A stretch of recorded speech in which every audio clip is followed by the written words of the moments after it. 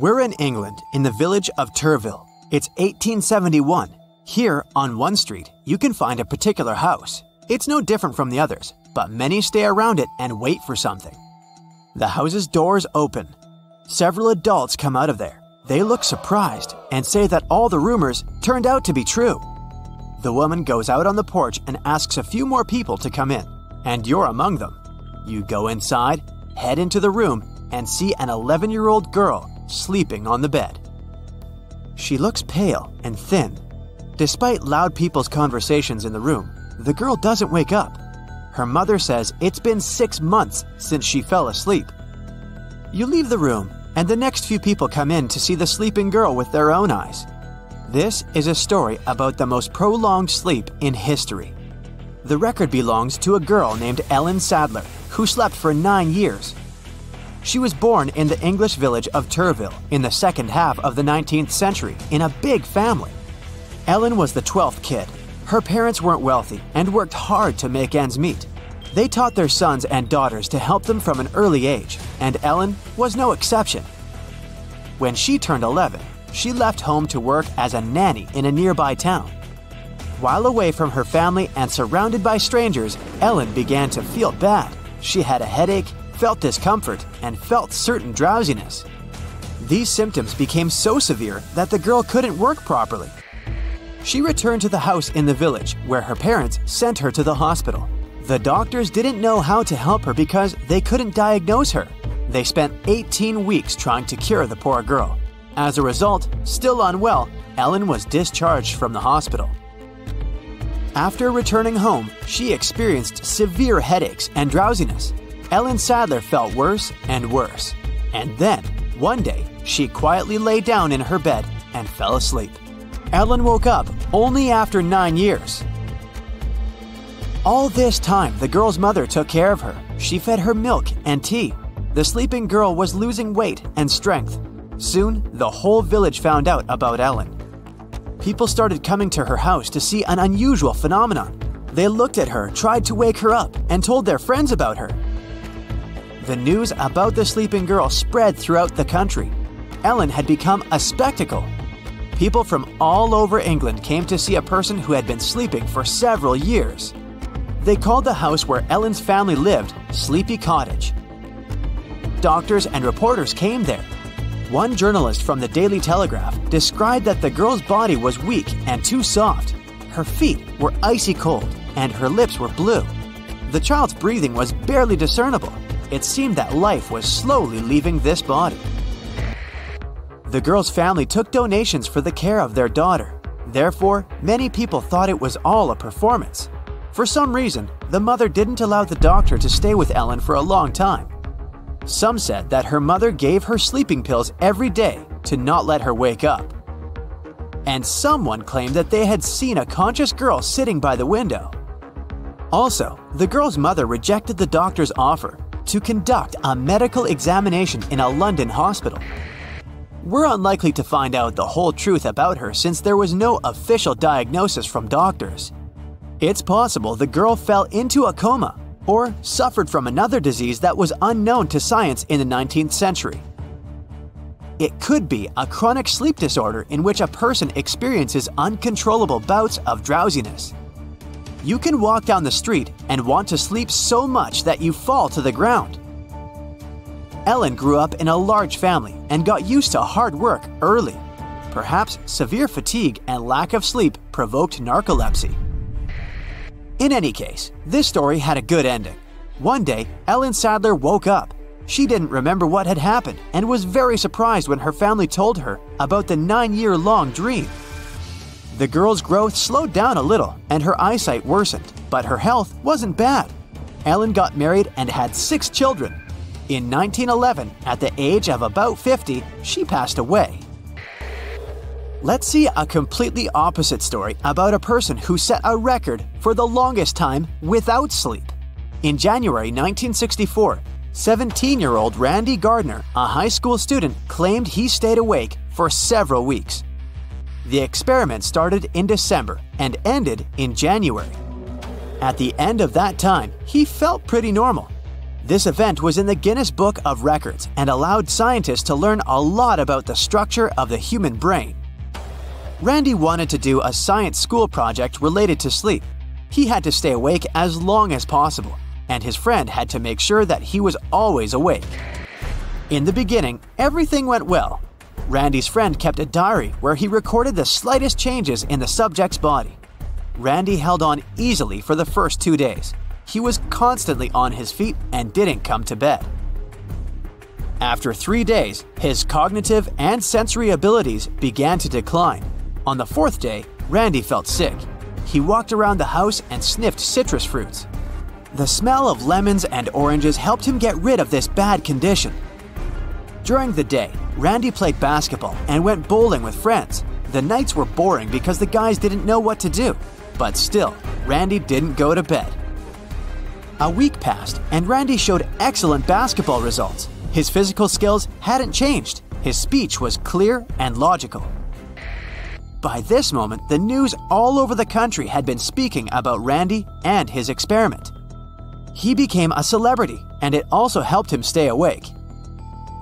Scientists came to Randy. With the help of mathematical questions, they tested his intellectual abilities, and here he showed poor results.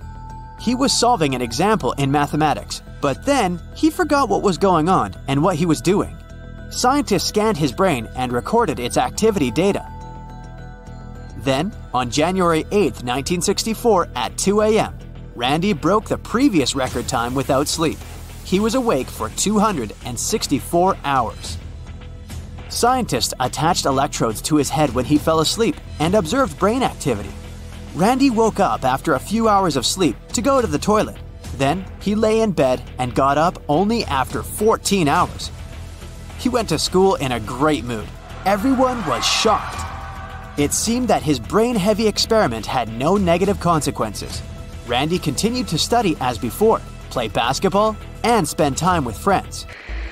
Scientists studied brain research results and found that Randy's brain was catching a light sleep all this time.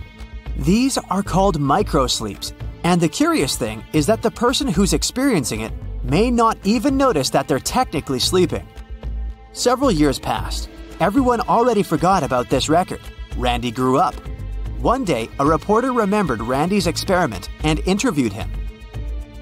He admitted that the experiment hadn't passed without a trace. For many years, Randy experienced severe insomnia. It was driving him crazy. He spent a lot of time and effort to overcome this disease. Fortunately, he managed to adjust his sleep regime. Randy slept 6 hours a day, which was quite enough. Repeating this experiment is a bad idea. Even 2 days without sleep are a great stress for the body. For thousands of years, people have survived hunger and complex work conditions. Our heart is trained to experience high loads, and our body can survive difficult situations. But our body has never encountered a lack of sleep in the entire history of humanity. Evolution has not taught us to endure sleepless nights without consequences, which is why it's bad for our health. The theory of parallel worlds has been discussed in the scientific community for a very long time. Unfortunately, we're not developed enough yet to prove or disprove it. But it's still an interesting theory, and that's why we have a lot of unusual urban legends about the guests from a parallel reality, according to many. Let's check out a few of them. A man from a non-existent country. This story took place in 1851 in a small German village, Frankfurt an der Oder. A lost man came out to the local villagers asking for help. The man introduced himself as Jopar Voren. He spoke very poor German and had a very strong accent. The man himself claimed that he speaks Laxar and Abram, languages that don't actually exist on our Earth. He claimed to be from Laxaria, a country on the mainland called Sacria, separated from Europe by a huge ocean. However, none of these places existed on the Earth's map. People sent Jopar to the local authorities. He talked to a psychiatrist, but the doctor concluded that the man was totally sane. An investigation by the local police also revealed nothing suspicious about him.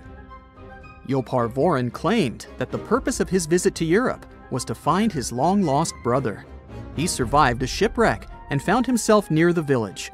They showed him a map of the world and a globe and asked him to indicate the place where he crashed, but he didn't recognize anything familiar. He seemed to have extensive knowledge about his homeworld. Yopar named 5 main continents on it: Sakria, Aflar, Ostar, Auslar, and Uplar. His story was considered plausible. Scientists from Frankfurt decided to send the man to Berlin for further research. However, during the trip, he had something like a seizure.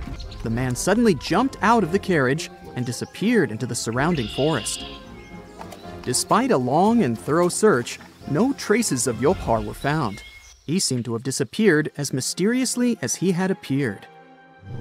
Inspector Leboeuf, who was assigned to escort him to Berlin, thought this man could be a being from another world, and that he had returned from where he had come from. Lady on Highway 167. This incident happened on October 20th, 1969. It was first reported in 1988 in the magazine Strange. The article tells about 2 men, LC and his business partner, Charlie. The names are fictitious. One afternoon, LC and Charlie were driving along Highway 167 in southwest Louisiana. Discussing work, they drove toward the oil center of Lafayette. The highway was empty at first, but then the men noticed a very old and very slow car ahead. The men started discussing this mysterious car. Such cars hadn't been produced for several decades, but this one looked quite new. The men thought it was thanks to the owner's care and admired it. They slowed down to get a better look at the car. LC noticed a bright orange sign on it that said 1940. They saw a driver. It was a young woman in old-fashioned clothes, a hat with a long feather and a fur coat, even though it was warm outside. There was a child next to her, also dressed in a warm coat and a hat. LC and Charlie wanted to talk to her, but then they noticed the expression on her face. The woman was looking around in panic, almost on the verge of crying. LC called out to her and asked if she needed help. She nodded, and he gestured for her to park on the side of the road. But when the men also parked, they suddenly noticed that the woman's car had disappeared. They looked around the highway in shock. She couldn't have gone somewhere far so fast, but the car was nowhere to be found. After some time, another man drove up to LC and Charlie. He saw everything that happened and claimed that the car had simply disappeared. The men talked about the incident for several hours. When they reached the city, they contacted the police. However, the police couldn't help them in any way. Apart from their words, there was no confirmation of the existence of the car. The case was discussed for a while in local newspapers, and then was forgotten. The Gadianton Canyon Incident. This incident occurred in May of 1972 in southeastern Utah near the Modena Railroad crossing on the edge of the Escalante Desert. Jenna North was driving her father's 1971 Chevrolet Nova. Her friend, Carol Abbott, was in the passenger seat. In the back seat, there were 2 other girls, Lisa Rockford and Bethany Gordon. It was after 10 p.m. when the girls crossed the Utah-Nevada state line. They wanted to get back to campus before their housekeeper, Mrs. Mortensen, locked the dorm doors. This stretch of Highway 56 in Utah is pretty deserted. There's nothing there but sand and a few plants. The girls were very happy when they finally noticed the Union Pacific Railroad crossing in Modena. But right behind the railing, Jenna noticed 2 highways. One went into the desert, and the other to Gadianton Canyon. The girls decided to take the road to the canyon. They thought it would be a shortcut to campus. The other girls were chatting with each other when Jenna noticed that they were no longer driving on asphalt, but on white cement. "Watch out!" suddenly shouted one of the girls. The road ended abruptly at a high rock wall. It was a dead end. They had to go back the same way they came here. And while Jenna's friends were complaining that now they would have to sleep in the car, Jenna saw that the landscape had changed dramatically. They weren't in the desert anymore. Instead, the canyon turned into an open area with wheat fields, pine thickets, and a small lake ahead. A full moon was shining in the sky, which was strange. because it shouldn't have been there that night. The girls had no idea where they were, so they just drove to the light ahead. It was some building that they thought was a diner or restaurant. The girls saw a bright neon sign, but none of them could read what was written on it. These symbols were unlike any language they knew. Suddenly, several people came out of the building. They seemed shocked and frightened by Jenna's Chevrolet. They waved their hands and shouted something, but the girls didn't understand them. Lisa decided to ask the men for directions. She stuck her head out of the window and immediately let out a terrifying scream. "Get out of here!" she shouted to Jenna. The Chevrolet sped away from the building. Bright headlights illuminated their car from behind. They were being chased by a few vehicles. These vehicles were egg-shaped, had 3 wheels, and made a buzzing sound. The road ahead led back to the canyon. Jenna didn't have time to slow down and crashed right into it. The vehicles had disappeared, together with an unfamiliar landscape. The girls were back in the desert again. Fortunately, none of them were hurt, physically. But Lisa was in a state of shock. She was saying again and again, "They weren't human!" The girls had to help her walk. An hour later, they were able to stop a Utah Highway Patrol car. They told the police their story. The details of the report compiled by the police officer were complicated and confusing. During the investigation, the police couldn't figure out from the tire tracks exactly where the car went astray. The tracks ended very abruptly, as if the Chevrolet had suddenly disappeared. The police couldn't explain how the car could have driven 2 miles without leaving any traces, especially on such solid ground. There are still disputes about this story, but in the end, all versions and explanations of what happened are just guesses.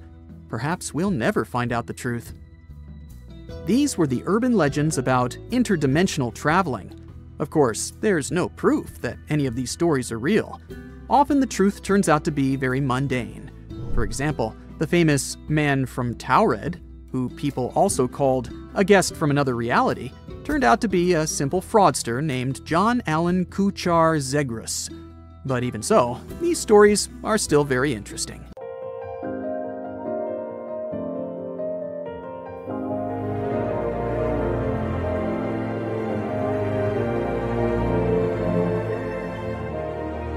Welcome to Nome, a small town located in the south of Seward Peninsula on the west coast of Alaska. If you live here, I'll bet you say there's no place like Nome. Well, maybe not. It's cold and snowy here, and no roads connect this town with other settlements. And with the onset of night, locals have disappeared here without a trace. Perhaps that's why only 3,500 people live here. Well, let's investigate this case. People disappear in cities for assorted reasons, but it was Nome who attracted the attention of the public. From 1960 to 2004, some 24 people went missing there. That number is statistically too big for such a small population.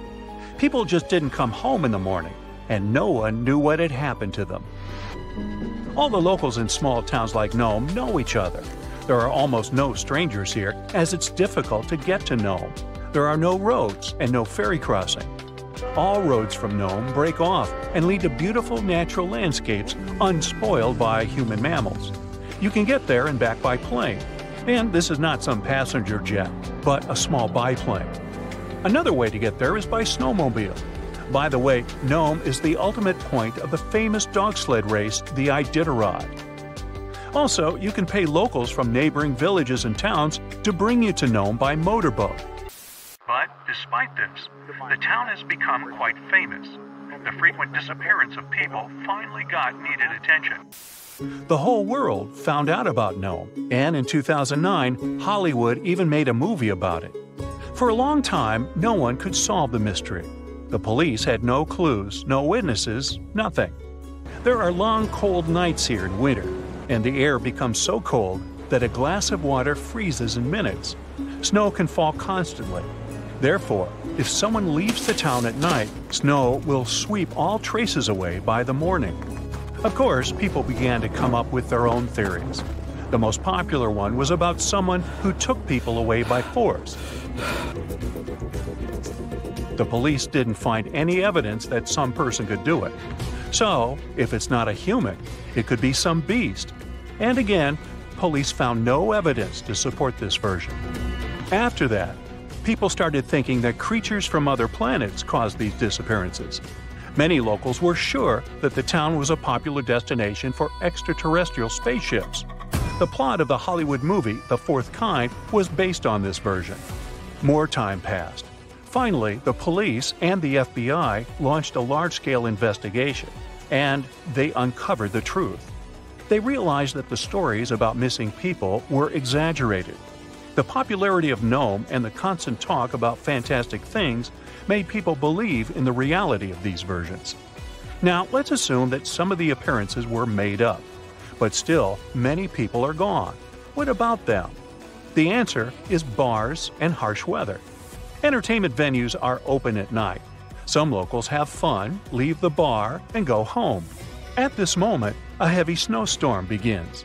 Visibility drops to zero, and the strong wind knocks you down. This way, a person might simply get lost. And that's it. The truth turned out stranger than most versions.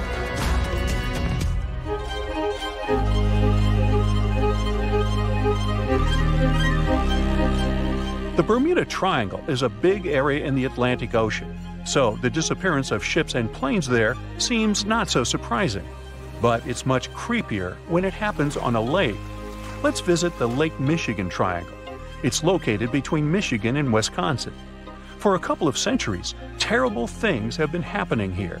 People put the same legends around this place as around the Bermuda Triangle. They reported unexplained phenomena and saw flying objects above the lake's surface. Some believe that the triangle is a time portal. Of course, no theories have been confirmed, but strange cases have occurred on the triangle territory. One happened in 1950, when a Northwest Airlines plane with 108 passengers disappeared without a trace during a flight over the lake. Police officers saw a red light over the lake 2 hours after the plane's last communication. The aircraft probably crashed, but rescuers didn't find any passengers or wreckage. All that's left was just an oil stain on the water. Many ships and boats disappeared there, but one of the strangest cases occurred on April 28, 1937. It was midnight. One ship was sailing through this lake. Captain George Donner went to sleep in his cabin after a hard day's work. 3 hours later, the vessel was approaching the port. One of the crew members went to the captain's cabin to wake him up. The door was locked from the inside. The assistant knocked, but no one answered. When he suspected that something had happened to the captain, the assistant unlocked the door. He got into the cabin, but there was no captain there. He seemed to have disappeared into thin air. The crew couldn't find him. Since then, the eerie disappearance of Captain George Donner remains unexplained. Meet David Paulides. In 2008, he finished his career as a police officer and began to study the mysterious disappearance of people in Europe, the USA, and Canada. He found out that most people went missing in the U.S. national parks. Over the past 150 years, more than 1,100 tourists have vanished there. Many of them were experienced travelers who knew how to survive in harsh wild conditions. David has written about these mysterious vanishings. He pointed out that some of them didn't disappear, but were found alive. They woke up somewhere in the forest and didn't remember what had happened to them. The creepy detail of all these cases is that most missing persons were young. Another detail is that many went missing before hurricanes. There are too many riddles and not enough answers in this case. Then there's the Sargasso Sea in the northern part of the Atlantic Ocean. This is the only sea that doesn't have shores on land. It's called the sea only because it's defined by ocean currents. Also, golden brown algae grow in this area's bottom, making it seem like an orange spot in the middle of the endless ocean. The Sargasso Sea became famous because, in the 19th century, one of the most famous phantom ships in history sailed here. In 1872, a brigantine sailed through the Sargasso Sea. Its captain spotted another ship a few miles away. He lit a signal fire, but received no response. Then the captain decided to sail closer to find out what had happened. On the hull of the mysterious ship was the name Mary Celeste. The captain of the brigantine and several crew members went on board. They walked around the deck and looked into the cabins and the hold. Everything was in place, but there were no people. The cargo and barrels remained untouched, so pirates didn't attack the vessel. The only damaged thing on the ship were the sails. They were torn to shreds. All documents except the logbook were missing from the navigator's cabin. The last logbook entry was added on November 24, 1872. The crew of the ship was never found, and this was one of many cases. In the 20th century, from the 60s to the 80s, there were many reports of empty boats and yachts floating on the sea.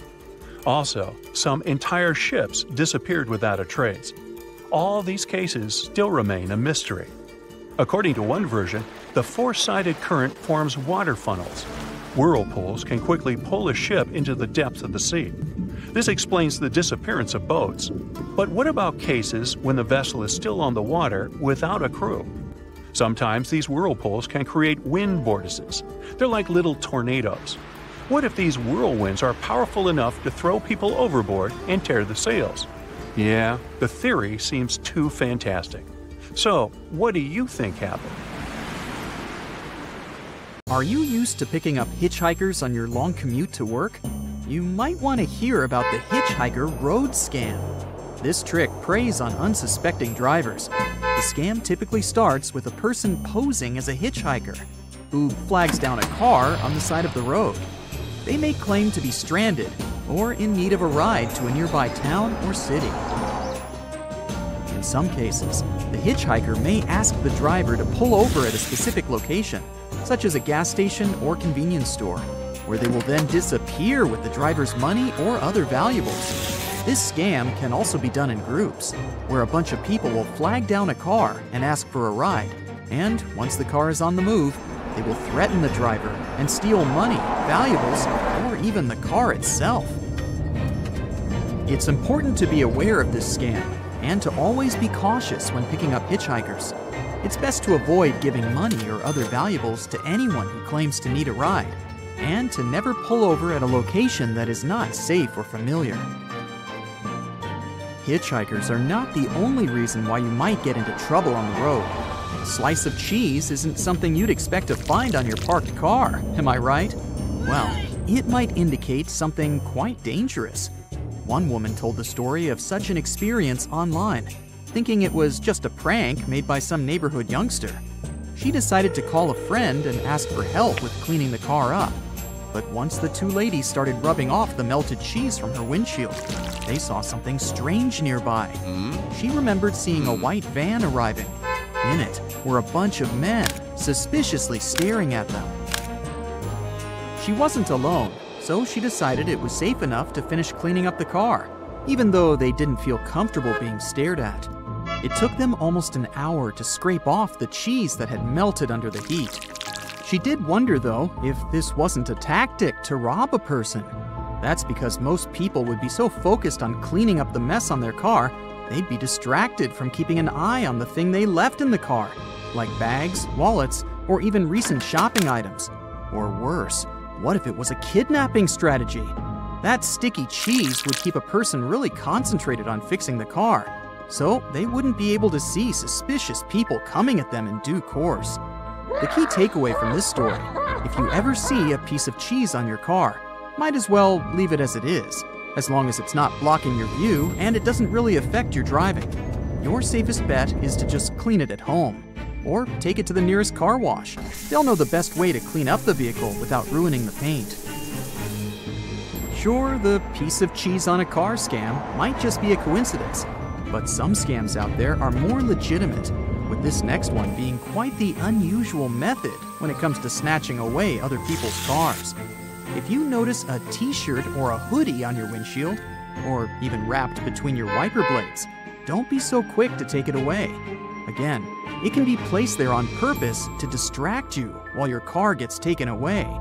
Drive away as quickly as possible if you can, and get to a safe location that's well lit and filled with many people. There you can remove whatever object you have on the car without any risks. Some people have even found money under their wiper blades. It's easy to imagine that those who left it there probably had the same intention in mind. There are methods to help when it comes to decreasing your odds of getting your car snatched away. Keep your tires turned to the curb whenever you park it. If your car wheels are in that position, thieves are less likely to be able to move around with the vehicle. They'll see that your car requires more time and energy to be moved, so it'll become less of a target. Sadly, scams on the road are quite common, and one of the most widespread types is the infamous tow truck scam. This scam involves leaving oil, metal nails, or glass shards on the road and waiting for drivers to fall into the trap. If your car gets damaged in such a situation, the scammers will suddenly appear out of nowhere and offer to provide towing service at extremely high prices. They'll try to pressure you into using their services because most of the time, they place these traps in strategic locations. They make sure people get stranded where there's low visibility and no gas station in sight where you can assess the damage done to your car. In a situation where you have no other option but to give consent for them to tow your car, they'll also take advantage of the situation and take it to workshops unapproved by your insurance company. This means you'll have to pay even more money to get your car back. If you've been a driver for long enough, you know that the driver who rear-ends another vehicle is always at fault. That's because you should always keep a comfortable distance from the car in front of you, so you can safely stop the car in case of an emergency. Some scammers will take advantage of this by repeatedly braking suddenly, causing you to hit them. This dangerous tactic is used to get money for supposed damages and even for make-believe medical expenses. To avoid falling victim to this scam, you should reduce your speed and keep a safe distance, especially from suspicious vehicles or chaotic drivers. If a scammer continues to bother you in traffic, the best course of action is to drive to the nearest police station and report them. Picture this. You're driving on the road, and suddenly a motorcyclist gets your attention and points out that your wheels are smoking. You quickly pull over to the side of the road. The motorcyclist then offers to help by calling a mechanic to check your wheels. Surprisingly, the mechanic gets there really fast, but proceeds to disable your braking system while inspecting the cause of the smoke. He then asks you to test your brakes, which of course won't be working since he's already disabled them. Pretending to be helpful, he offers to fix your brakes for you, but will charge an enormous price for it. Moral of the story, stick to your trusted mechanic or towing company. You never know who you'll find on the road. Some scams aren't even that. They're just urban legends. Many people claim to have seen the wrong way man on the roads. One version of this story mentions a man stuck driving down one-way streets in the opposite direction, causing chaos and confusion as other drivers try to avoid him. The man is said to be crazed and dangerous, with a wild look in his eyes and a penchant for reckless driving. Other stories say he's not even driving, but that once you've seen this mysterious person on the side of the road while driving home, you should turn around to keep from going back to your house for at least a week. That is, if you don't want anything bad to happen. There are countless stories of near misses and close calls with this mysterious figure. Some even say that they've been hit by the man and that they suffered serious injuries as a result. Despite the many sightings and stories, there's no concrete evidence to suggest that the wrong way man actually exists. Many experts believe that the legend is simply a cautionary tale, meant to remind people to be aware of their surroundings and to drive safely. However, the legend persists and continues to be passed down through generations, making it one of the most enduring urban myths of all time.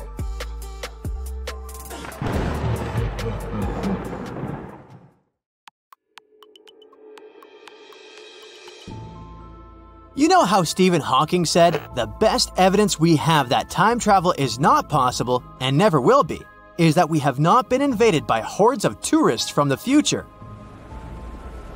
But what if these tourists come to our time, but they do it secretly? You may even have met one of them. Let's see the most famous time travelers. Meet Oren. He's a cyborg who came to us from the year 2050 to stop the coming end of the world. In 2020, he appeared on a TV show where he said the whole world was inside the Matrix. Then he hit the headlines and gave an interview to a popular YouTube channel. As proof that he's a cyborg, he demonstrated his robotic voice, which can be made in a simple computer program. He also called himself We because he declared himself a collective consciousness that had come to save humanity. Oren became famous for his predictions about the near future, but it turned out that many experts had already announced these forecasts earlier. He also said that a huge corporation was suppressing humanity, and we were inside a complex computer simulation. If we don't improve or care for each other and nature, the end will begin in 2050. Oren no longer appears on major shows, but he has a small fan base of people who love all sorts of fantastic theories. Another time traveler is Adam Archin, who came to us from 2045. There was an interview with him on YouTube where he shared some details about the future of the US, after which the video went viral and hit the lines in many newspapers.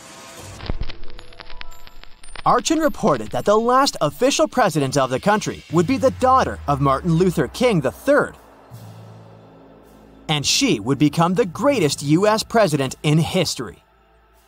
Another exciting event that Archin announced is supposed to happen in 2028. He said that people would learn about the existence of extraterrestrial civilizations. He added that these creatures wouldn't come from outer space. The traveler also noted that the world would switch to a single digital currency and all cash would disappear. Of course, no one believed him, so the experts conducted a lie detector test. And Adam Archin successfully passed it. He said that he had a chip in his hand to facilitate time travel. An extraterrestrial civilization would arrive on Earth in 2028, and in 2045, people would be closer to robots. The lie detector didn't state that Archin was lying, but this doesn't mean he told the truth, since the device can be deceived with the help of special training. In any case, in 2028, we will find out whether Archin was right or not. All these time travelers arrive in the past and, for some reason, don't use knowledge from the future. What would you do if you could go back 50 years? Perhaps you would invest money in shares of some young company that will become a big, expensive corporation. In that case, everyone would believe that you really came from the past. And by the way, one guy did it. He invested $800 in the stock exchange and made $350 million out of it. This guy's name was Andrew Carlson, and he hit a big jackpot in 2003. However, he didn't manage to enjoy a rich life because the FBI came for him. Andrew sold some stocks and bought others, and did this very successfully. Thus, in a few months, he became a millionaire. The Securities Commission couldn't believe in such coincidences, so it called the FBI. During the interrogation, everyone was sure Andrew would begin to justify himself and say he was lucky. But instead, he calmly replied that he came from the year 2256 with the help of a time machine. Of course, no one took it seriously. But when the FBI started looking for information about this man, they found nothing. Andrew Carlson had no documents. He was not in any database. He just appeared out of nowhere and started making a lot of money. He was interrogated for about 4 hours, and he behaved pretty calmly. It seemed as if he was telling the truth. However, he didn't tell them the time machine's location. When the press found out about this man, he immediately became a celebrity. Well-known news sites began to write about Andrew Carlson. Articles have appeared in Japan, Australia, Germany, the UK, and other countries. And of course, journalists started calling the FBI to find out more details about this guy. And the FBI told them that the whole story was fiction and that there was no Andrew Carlson.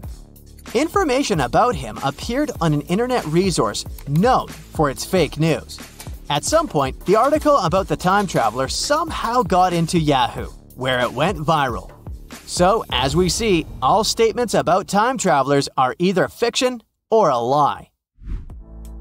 Conversations about such travels appeared thanks to fantastic films and books. Pop culture has greatly influenced this fantastic concept and created several theories claiming that time travel is real. And some people believe that, especially those who are far from science. But what do real scientists think about this? Are such trips really possible? Let's try to find out. Scientists say yes, time travel is real because we're now traveling in time. Time is moving forward and we're moving with it. We call it a journey. But if we need to get into the future or go back to the past, everything is much more complicated here. Remember Einstein's little theory of relativity? It says that time moves relative to the observer and has no constant value. To understand better, here's a simple example. 10 hairs on your head. Is it a lot or a little? 10 hairs in a bowl of soup. Is that a lot or a little? Everything is relative and depends on the conditions. The same thing happens with time and space. If we move at a tremendous speed, close to the speed of light, then time slows down for us. The perception of time becomes different for a person who's running and for one who's standing still. If we're near some heavy object, let's say 1,000 times heavier than the sun, then the time next to this object also slows down, thanks to its strong gravity. In this sense, time travel is possible. If you're an old person and meet your friend as young as he was 50 years ago.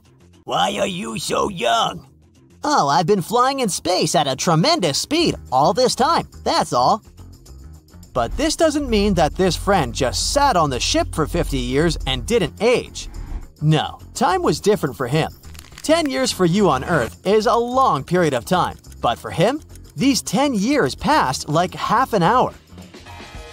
Gravity and speed bend time. For this reason, astronaut Scott Kelly, who spent a year and a half in orbit, became 5 milliseconds younger than his twin brother after coming to Earth.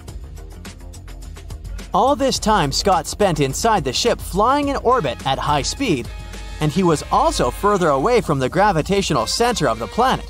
So, time was slower for him by 5 milliseconds than for his brother. Objectively, time always runs at the same speed, but its speed changes inside the perceptions of different observers under different conditions. That's what the theory of relativity is about.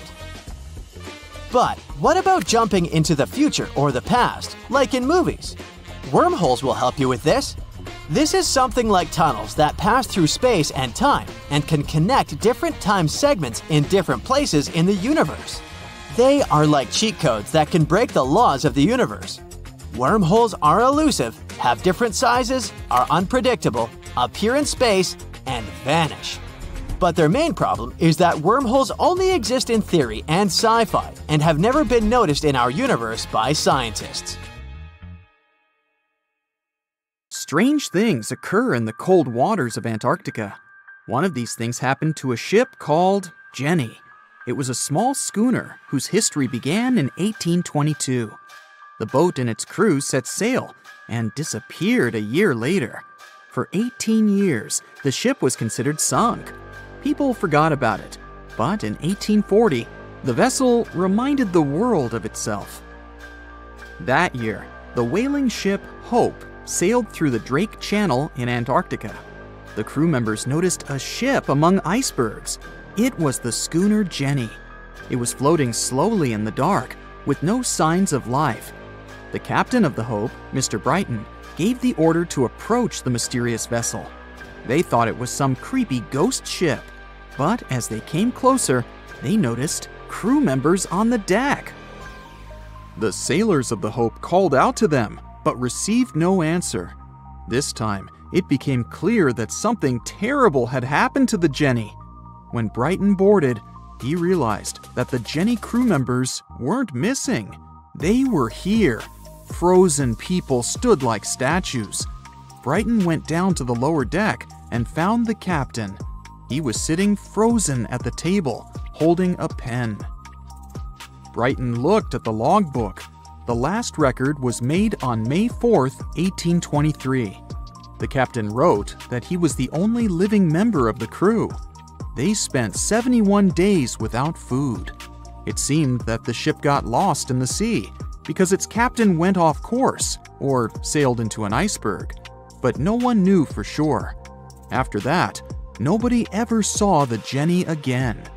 According to rumors, the crew of the Hope abandoned the frozen ship and left it to drift in the cold waters. According to other rumors, this whole story is fiction.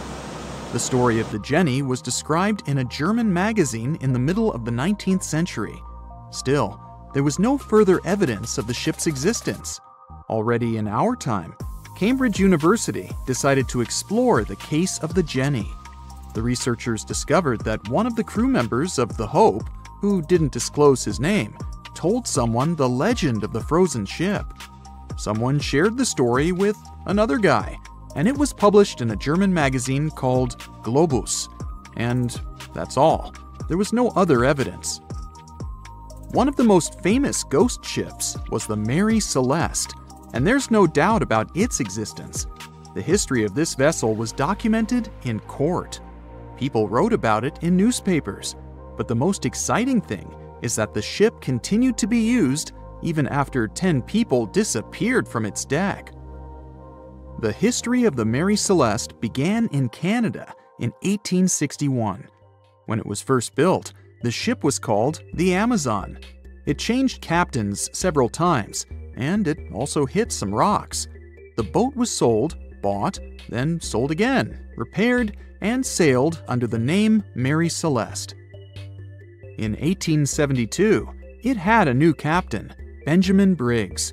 He was a decent, brave man with a lot of experience in navigation. He had a beloved wife, a daughter, and a son. When he went on his last voyage, he took his wife and daughter with him, and his son stayed in America. In November of 1872, the Mary Celeste sailed from the port in New York with 10 people on board and disappeared. 8 days later, another ship, the Dei Gratia, also left New York and followed the same route.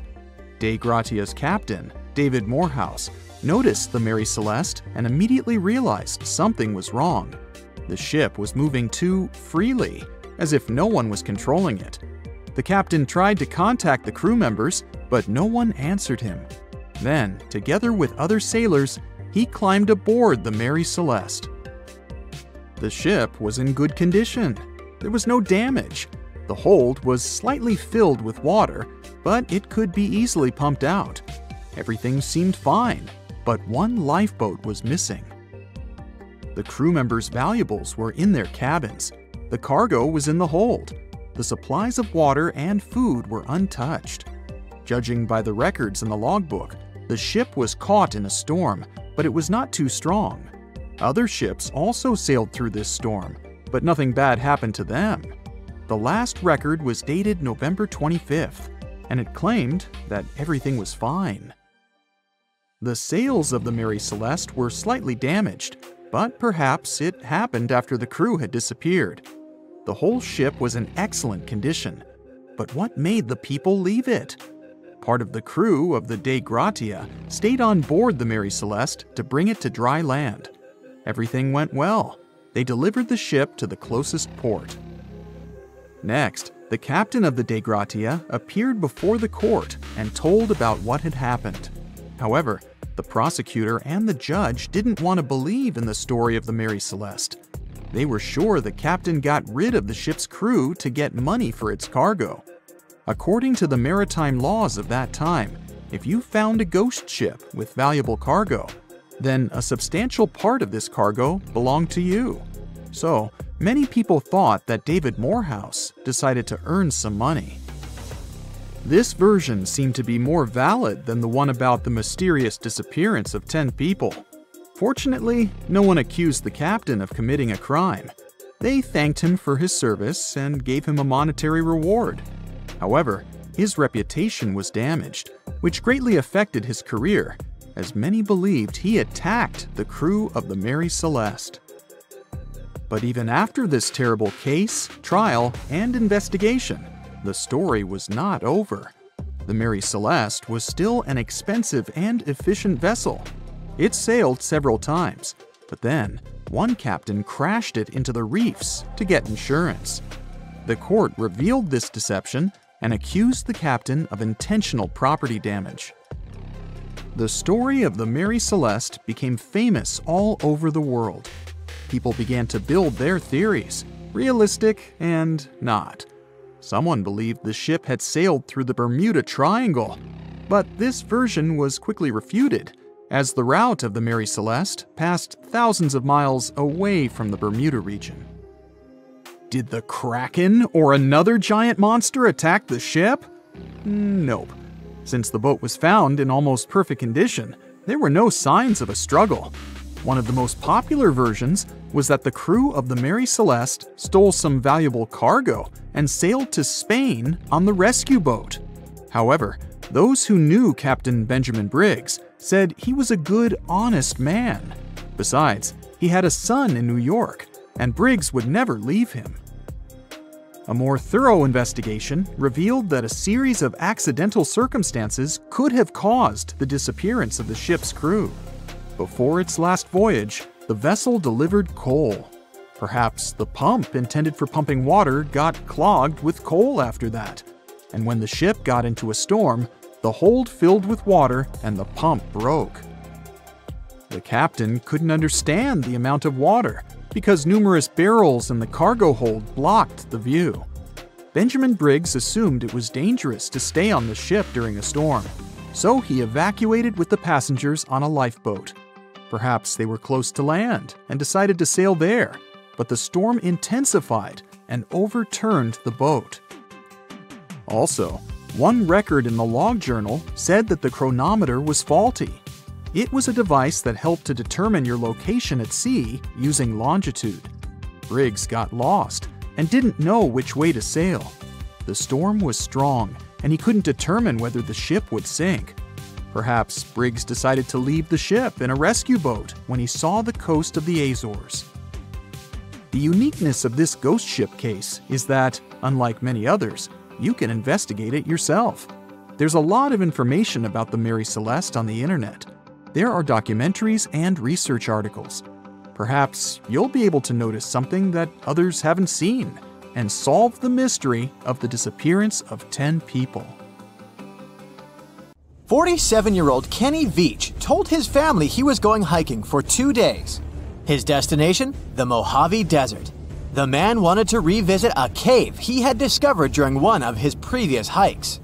But that was the last time anyone had seen Kenny Veach. A helicopter and over 30 search and rescue teams came back empty. The hiker was nowhere to be found. Was the mysterious M Cave behind his disappearance? The oddest thing about Kenny's case is the fact that he was a seasoned hiker. He often went on solo trips to explore deserts in California and Nevada. The man was an ultralight hiker. That meant he brought only the most basic of supplies: water, food, and a tent. That's all. But this was enough for several days of camping in the desert. Kenny would rarely bring a GPS device with him. He didn't even bother to pack a compass or a map. Some would call him reckless, but he managed to get back home every single time. Kenny wasn't shy either. He had a YouTube channel where he regularly posted his adventures. He named his channel Snakebit McGee because he picked up snakes wherever he went. But Kenny also had another habit. He went into every cave he found in the desert. Now, he didn't post many videos. Kenny mostly used YouTube to comment on other people's adventures. In a comment from June 2014, the man revealed that he had discovered a mysterious M-shaped cave. It was located in the Sheep Mountains of North Las Vegas. Kenny's description of the cave is where the weird part of the story begins. He spotted it while hiking and noticed the cave had an interesting entrance. It was shaped like a perfect letter M. Kenny went up to it, but something didn't seem right. He reported that his body started to shake as he approached the cave. The vibrations were so strong near the entrance that Kenny turned back. In his own words, he was scared for his life. It must have really been something if it frightened an experienced trekker. Kenny had an impressive track record. He had been hiking for 20 years. He explored caves other people were too afraid to even enter. Once, he was bitten by a rattlesnake and had to spend a week in the hospital. On his journeys, the man found skulls of all shapes and sizes, as well as old animal traps. Kenny slept on mountain peaks under the stars. One time, he hurt his leg on a mountaintop. He had to walk 20 miles back to his truck. It was 100 degrees Fahrenheit that day, and Kenny had 1 cup of water to keep him going. Kenny Veach was a true survivalist. But this one cave was a mystery to him. He admitted that he was totally unprepared that day. He had the tools to open a can, but not to fight the mysterious force that took over his body. But Kenny wasn't a quitter. He made plans to return to the M Cave, and this time, he was going to be ready. He did so several months later, but much better equipped. But the trip turned out to be a bust. He recorded a video, but couldn't find the cave. Was that it? Was the brave explorer finally going to quit? Not by a long shot. His followers on social media wanted him to solve the mystery. So he went out into the desert for the 3rd time. He planned a short, overnight trip, but nobody ever saw him again. After 2 days, his family alerted the authorities. They quickly launched a search for the missing man. Now we come to the weird part. In one of his videos, Kenny stood in front of an abandoned mine shaft. This is where he briefed the viewers on the mission. Rescue teams reached this point and found Kenny's phone. This was 10 days into the search, but the trail soon went cold. The rescuers feared the worst. They decided to send a camera down the shaft, but didn't find anything. For a full month, no one had any idea where Kenny was. And then, the mystery deepened. An unknown woman came forward online. She claimed to be the missing man's girlfriend. The mysterious woman told the story of how she went with Kenny on hour-long hikes. She urged hikers to use GPS not to get lost. And then, a claim that shocked social media users. The woman believed Kenny's disappearance wasn't an accident. She revealed that her alleged boyfriend had some serious issues. Apparently, he had quit his job a year prior to his disappearance. Did Kenny Veach really trek into the desert to take his own life? People weren't convinced. Kenny's daughter believed her father just had an accident. In her words, he was a survivor. Was the mysterious M Cave responsible for his disappearance? Did he find someone or something he shouldn't have found there? The questions linger, and so did the theories among the online community. Fellow hikers and YouTubers were determined to find the M Cave. This would solve Kenny Veach's mysterious disappearance once and for all. In 2021, one hiker got lucky. He claimed to have found the secretive M Cave. For safety reasons, the man couldn't reveal his exact location. The cave sits somewhere near Nevada State Route 375 East. The entrance to the cave really looked like an oversized letter M, just like Veach described it. But the shape is too hard to notice from ground level. Only when you look at it from above is the M shape visible. Who knows, hikers might have been walking past it for years without noticing the cave. Even Kenny couldn't locate the entrance the 2nd time he went looking for it. The cave wasn't very deep, but there was something odd at the entrance. There appears to have been a straight line of rocks. Did someone try to wall off the entrance? And at the back of the cave, there was an even stranger find. Small pieces of wood were scattered along the floor. They looked a lot like 2x4s that are used in construction. Was there a door here once? The hiker found a nail sticking out of the stone. It could be part of a latch that was there some time ago. But the strangest part was the writing on the wall. Hatch or Veach? It's hard to tell. The hiker that discovered the cave didn't want to stay to find out. He left the cave in a hurry. No, it wasn't because he felt a strange vibration in his body like Kenny. He just didn't want to be in a desert cave in the middle of nowhere. This is the Mojave Desert, one of the most dangerous landscapes on Earth. Could this setting better explain how Kenny Veach disappeared without a trace in 2014? The desert's nickname is well-deserved. This is where scientists recorded the hottest temperature on the planet. 134 degrees Fahrenheit, and the average temperature during summer, just 113 degrees Fahrenheit. No sweat. but you'll also need a blanket. At night, the air temperatures drop well below freezing. Talk about a climate roller coaster. And the list of dangers doesn't end there. The driest and hottest place in the United States is home to dangerous animals. Mountain lions, venomous lizards, spiders, and wasps. You name it. Any one of these animals can end the life of an unsuspecting hiker. There is a reason why Kenny always wore snake guards when trekking. And then there are mine shafts. Local authorities strongly advise hikers not to enter them. These old mines from the 1800s are highly unstable. A person can easily fall down a hidden shaft. They also have pockets of bad air, which can suffocate a person. And remember the likable wildlife? They too live in these shafts. Rattlesnakes, scorpions, and black widow spiders. Kenny Veach could have easily fallen into one of these shafts, and there would be no help for him from miles around, since Nevada is one of the least populated states. How do you imagine it is to work as a lighthouse keeper? Probably like an introvert's dream. You're alone on a rock in the middle of the sea with nothing but the raging waves and the lights to keep you company. But being alone can have its downside too. No one will know if something happens to you. And that was exactly the case with the keepers of the Flannan Isles Lighthouse. It was a fine and calm day on December 15th, 1900. In such weather conditions, lighthouses aren't crucial for the safety of passing ships, but it was still noted as a bit odd by the Arctur, a steamer passing by the Flannan Isles on its way to Philadelphia, that the lighthouse on Eilean Mor was not operational. The ship's captain noted it in his log and left it at that. It was only 3 days later, when the Arctur arrived to the port of Leith, that the strangeness was officially reported. A ship was immediately rigged with a relief lighthouse keeper, Joseph Moore, to be delivered to Eilean Mor. But the weather had been bad since the day before, and it couldn't set sail for more than a week. Finally, on December 26th, the relief boat Hesperus arrived at the lighthouse. But even as they approached, they could tell it's not been maintained this whole time.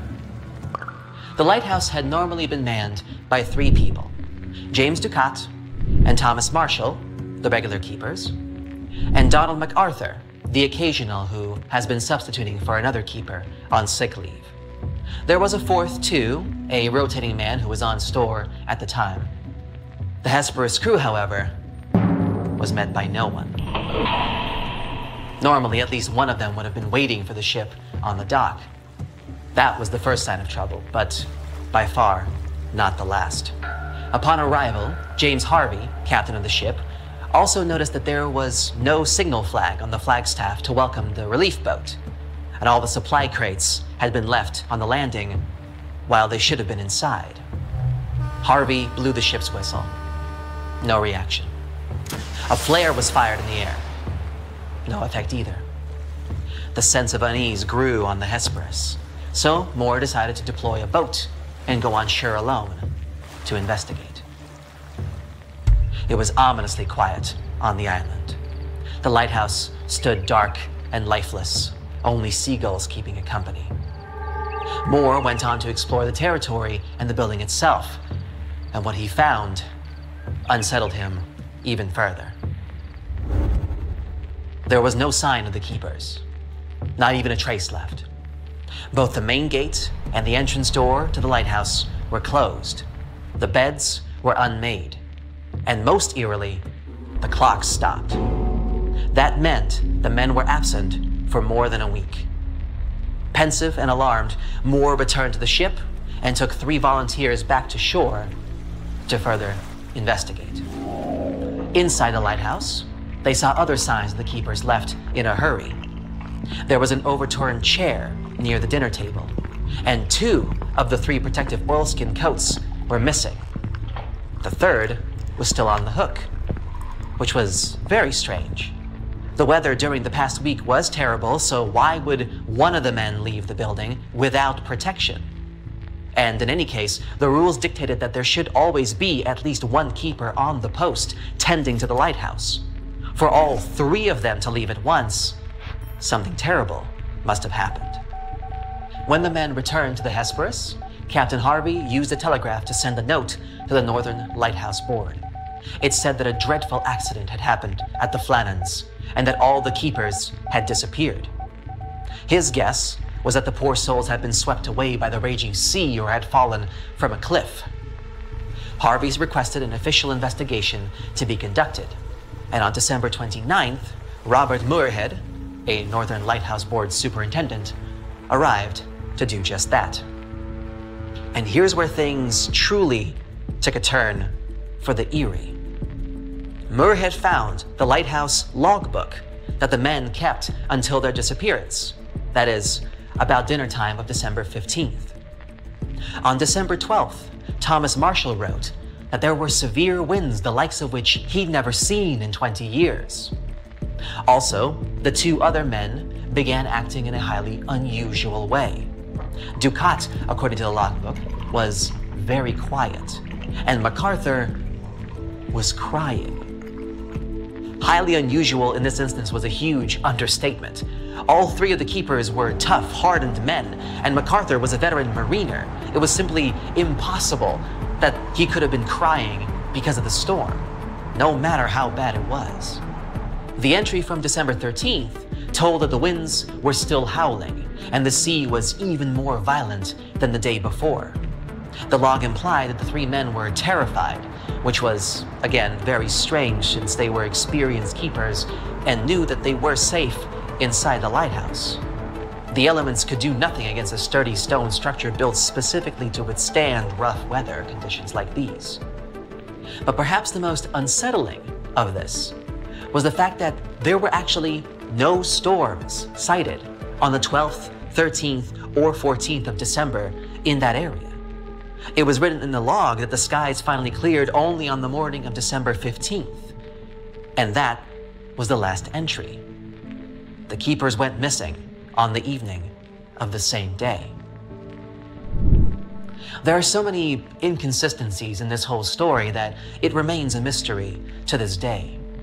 Not only did the official investigation not find any clear evidence of what had happened in the Eileen Moore Lighthouse, but it also made the situation even more perplexing. As soon as the news reached the mainland, wild theories from all corners of the UK started circulating. Still, there was also at least the official version of events, and that made some sense. You see, the western landing of the lighthouse premises was severely damaged by recent storms. Iron railings were bent, the iron railway beside the path was torn out of concrete, and turf had been ripped away from the top of a cliff that stood 200 feet tall. This evidence showed that the waves and the wind had been particularly savage. And there lay the explanation to the mysterious vanishing of the keepers. On the 15th of December, two of the men must have gone out into the storm to secure the box on the western landing which contained mooring ropes. They had been out for some time when the third one, left inside as the rules required, noticed an abnormally large wave coming down on the island fast. Deciding there was no time to waste, he leaped to his feet, overturning the chair he had been sitting on, and rushed off to warn the other two of the imminent danger. He was in a big hurry, so he didn't stop to grab the oilskin coat on the way out. But apparently, he was too late. When he reached his fellow keepers, the wave had already reached the island, and as they were all dangerously close to the edge, it swept them all from the landing. Seems a plausible enough theory, but there are a couple of gaps in it. Firstly, it doesn't explain where the storm even came from. The keepers disappeared in the evening of December 15th, and by all accounts, the weather that day was fine, and the sea was calm. Even the keeper's own logbook confirmed it. So, how would a huge wave appear on that day without any warning? And secondly, again according to the entries in the lighthouse logbook, the damage to the western landing had been done before the men's disappearance. So, they must have witnessed the mayhem, but had not in fact gone out into it. Since 1900, many more theories have been born. including one about a freak wave washing away one of the men and the others being swept away by subsequent waves while helping him. Also, some theorized that a big wave might have entered a narrow gully by the western landing and burst back with force, pushing the men who were trying to secure their equipment over the edge. In this theory, the third keeper was also running to help his colleagues but suffered the same fate as them. But whatever hypotheses were given, credible or nonsensical, none of them have given us any clue as to what really happened to the three bold men from Eilean Mor. Who knows? Maybe someday the truth will be discovered? What do you think caused the lighthouse keepers to disappear from the island? Let me know down in the comments. If you learned something new today, then give this video a like and share it with a friend.